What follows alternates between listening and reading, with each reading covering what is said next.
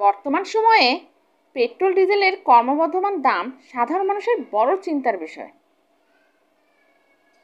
Petrol ডিজেলের দাম বৃদ্ধির ফলে মধ্যবিত্তদের পকেটে বাড়তি চাপ পড়ছে। কিন্তু এমন এক জায়গা রয়েছে যেখানে জ্বালানি ছাড়াই স্বয়ংক্রিয়ভাবে গাড়ি চলে। হ্যাঁ, অবিশ্বাস্য হলেও সত্যি, এমন একটি রহস্যময় জায়গা শুধু ভারতবর্ষেই রয়েছে। এখানে যানবাহন চালানোর জন্য তেলের খরচ হয় না, গাড়ি আপনা আপনি নিজে থেকে চলতে থাকে।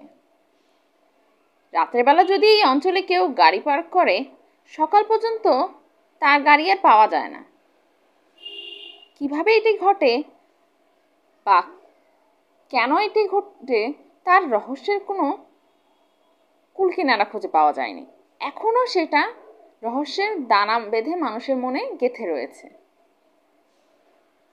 আসলে এই রহস্যময় জায়গাটি লাদাখের লেহ অঞ্চলের, যেখানে একটি পাহাড় রয়েছে। তা কোনো জাদুর থেকে কম কিছু নয়। বিজ্ঞানীদের মতে এই পাহাড়ের চুম্বকীয় শক্তি রয়েছে, যা প্রতি ঘন্টায় প্রায় 20 কিলোমিটার বেগে যানবাহনকে নিজের দিকে টানে। এ কারণে একে ম্যাগনেটিক হিল অর্থাৎ চুম্বকীয় পাহাড় বলা হয়।